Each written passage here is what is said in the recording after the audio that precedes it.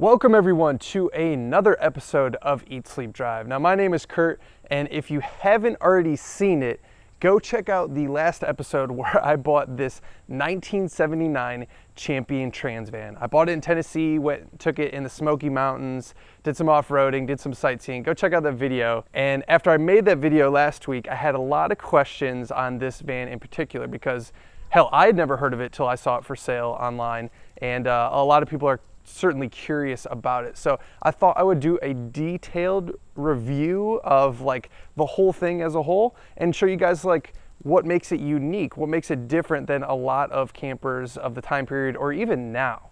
So let's just dive right in. Now the first major thing that is like really unique about this thing is the fact that this outer shell that you're seeing here is actually all aluminum. You got to remember that in the 70's, the energy crisis was going on. So fuel was expensive and they were looking for ways to basically, get more with less. So they built this kind of smaller motorhome type deal. Now this thing is lighter because it's aluminum based, and it's smaller than most motorhomes, so it's more aerodynamic. You can see here, the only thing that is fiberglass on this car is this panel right here and this one right here. So these end caps on the front and back are fiberglass, but everything else is aluminum, and that makes it light, and also this is sealed really well. The other thing that's interesting about this behind here is a steel frame. A lot of campers, especially at this time period, were made of wood, like predominantly wood frames with some sort of veneer. This has like a pretty burly steel frame under it, and then they sprayed foam behind the aluminum to help insulate it.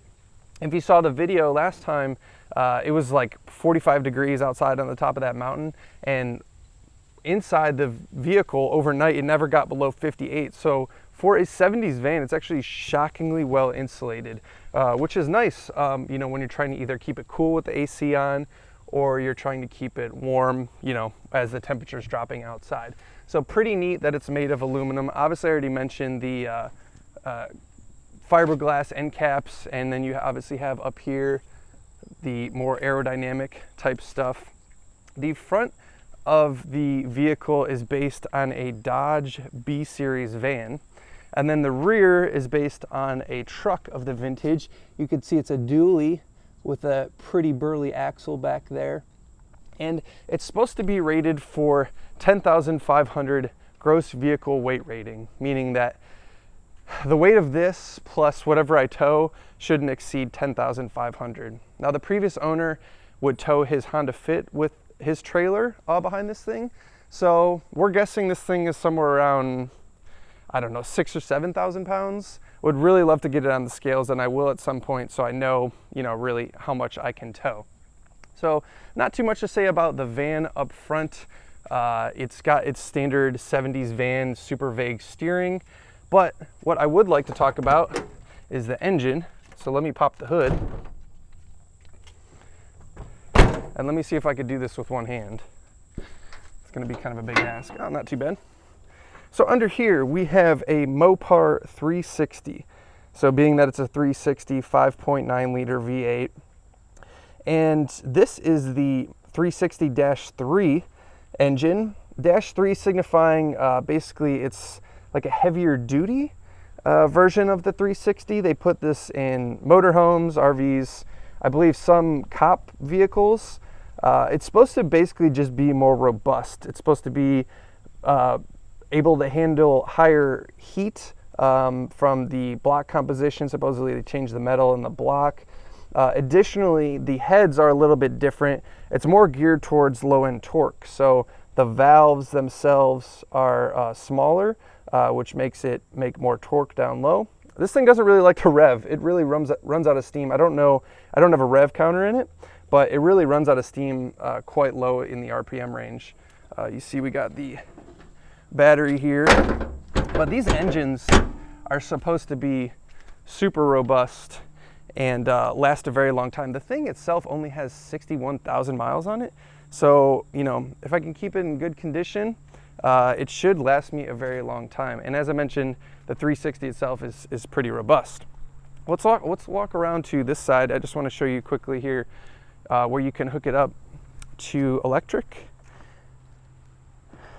You could hook it up there for electric. You fill the fresh water tank over there, and then right here actually is a hot water heater, believe it or not.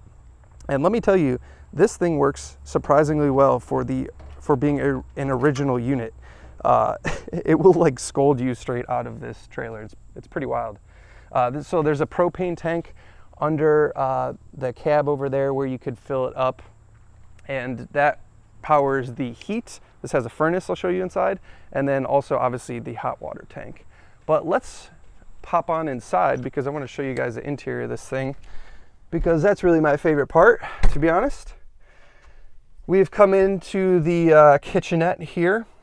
Once again, propane powers the stove, and I have a switch here which powers the water pump, which allows me to turn on the water for, of course, the sink.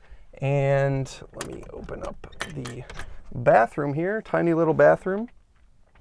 It does have a shower.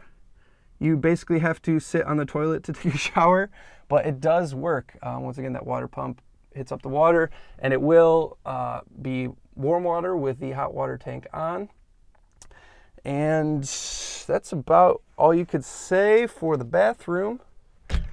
Now, we have some lights under here. The previous owner converted all the lights, which run off the 12-volt battery, to LED. He converted them all to LED, so they do last quite a bit longer, which is a nice touch. The car has two batteries. There's a battery for the van portion, like the actual driving portion, and then there's a battery actually near the front seat for basically the rear portion of the vehicle. The fridge I have down here only works when you're plugged in to an outlet outside the 220. So let's move forward a little bit. Now you can see it has the original 70s shag carpet, which some people have mentioned to pull up, and some people have said they love it. I personally love the carpet. I mean, all the upholstery is actually, well, not all the upholstery, but most of the upholstery itself is original, like all these like seats and pads and stuff. Some of these like curtains and stuff are new, but it's in shockingly good shape, Whoever owned this took really good care of it, and I actually have a pile of receipts up front from the previous owners who took this thing to an RV servicing center. But I want to show you guys, I'm going to put the camera down here real quick. I want to show you guys how this works. Under here, you have Velcroed down a wooden, a wooden sheet, or whatever you would like to call it. And if I do this right, there's a certain sequence you're supposed to put these in on. But basically that goes there. There's another one here, which once again is Velcroed, so it doesn't go sliding around everywhere. And I think this one goes this way. So again, there's a certain sequence to this. Okay, good, I got it right. Now these cushions can come out, and you have yourself a little bed here. Oh, there's a button, but you take that button out and you have yourself a little bed in the back here. So that's nice. Somebody could sleep there. And then this right here, this is more of like your traditional like sleeper mattress. All you do is pull it and it comes out. If I had more than one hand, it would be super easy. There we go. And now you can see we got a bed here, so there's a decent amount of sleeping. It's a very efficient use of space actually. And as not like long as this bed looks over here, it's actually the longer of the two beds, because the vehicle's like 8 feet wide, so it's basically as wide as the vehicle is. And this one's, I think, a little under that, but still plenty for me. Even at 6'1", I didn't mind sleeping there at all. Up here we got the AC unit, which only works once again when you're plugged into a power source, but it actually blows super cold and will freeze you out if you don't regulate the temperature and fan speed over there, even on a really hot day. Now this table is of course bolted down. These seats are not, so we should talk probably about crash test rating. I'll show a video. There's actually a video from the 70's crash testing this right now. No.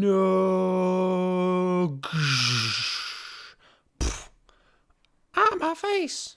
And that video is sort of terrifying because if you watch the whole thing, basically when these things get in a wreck, the engine cradle itself is supposed to like drop out the bottom. Like I'm not sure exactly engineering wise how that's supposed to work, but it's supposed to drop out the bottom so it doesn't cause to come into like the passenger compartment. But that doesn't happen in the crash test at all. The crash test goes horribly terrible. But outside of that, these seats are for sure going to like fly forward in a crash. So the crash test rating in this thing is basically do not crash, because if you crash, you're gonna die probably. But let's see, that's basically the interior. And the last thing I really want to cover is what the previous owner did with the stereo. He upgraded all the speakers. So let me see if I can work my key here and put the stereo on. So you can start this aftermarket head unit, and we got a speaker here, 2 speakers in the back you can see up there and there. Uh-oh. Now I'm sure this is not going to come up great on the video because it's hard to get an appreciation for sound, but we also got the sub here.